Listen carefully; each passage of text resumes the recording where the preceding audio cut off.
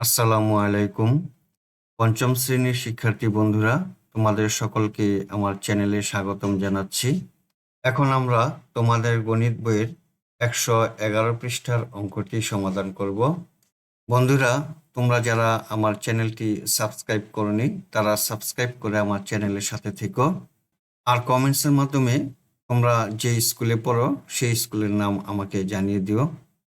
আমরা অঙ্কটি সমাধান শুরু করি। নিচে 5 জন শিক্ষার্থীর উচ্চতা দেওয়া আছে। আমরা কিভাবে সহজে গড় উচ্চতা বের করতে পারি? এখানে 5 জনের নাম এবং উচ্চতা দেওয়া আছে। লিমার 145, তুষার 149, শিউলির 133, সবুজ 152 এবং কনক 142 সেন্টিমিটার। এখন এই 5 জনের উচ্চতা যোগ করি। যোগ করে 5 দিয়ে ভাগ দিলাম, ভাগফল পেলাম 144.2 সেন্টিমিটার। এই 144.2 সেন্টিমিটার হলো 5 জনের গড় উচ্চতা।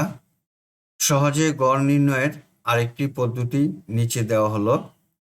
যেহেতু প্রত্যেকের উচ্চতার মান 130 সেন্টিমিটার থেকে বড়, দেখো এখানে 145, 149, 133, 152, 142, অর্থাৎ 130 থেকে বড়।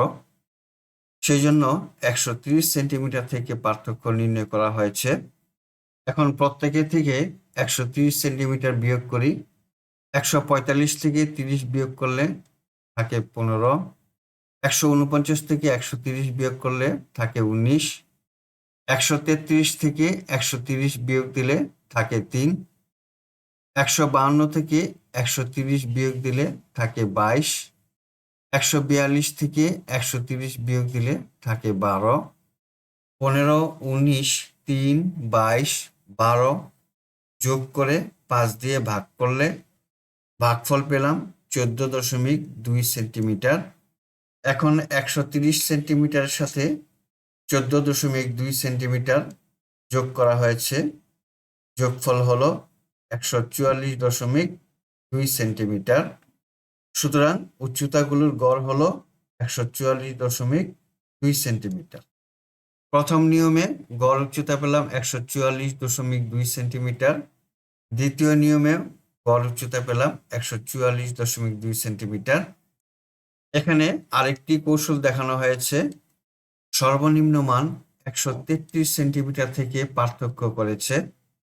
এখানে 5 জনের গড় উচ্চতার মধ্যে সর্বনিম্ন উচ্চতা হলো 133 সেন্টিমিটার।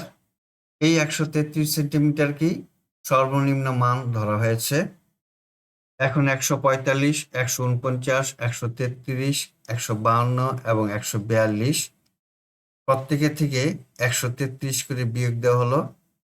বিয়োগফল পেলাম 12, 16, 0, 19 এবং 9। এই সংখ্যাগুলো যোগ করে 5 দিয়ে ভাগ করা হলো। ভাগফল পেলাম 11.2 সেন্টিমিটার। এখন 133-এর সাথে 11.2 সেন্টিমিটার যোগ করা হলো। যোগফল পেলাম 144.2 সেন্টিমিটার। অর্থাৎ উচ্চতাগুলোর গড় হলো 144.2 সেন্টিমিটার।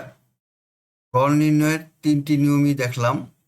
3টি নিয়মেই উচ্চতাগুলোর গড় হলো 144.2 সেন্টিমিটার। বন্ধুরা, আশা করি আজকের এই অঙ্কটি তোমরা বুঝতে পেরেছ।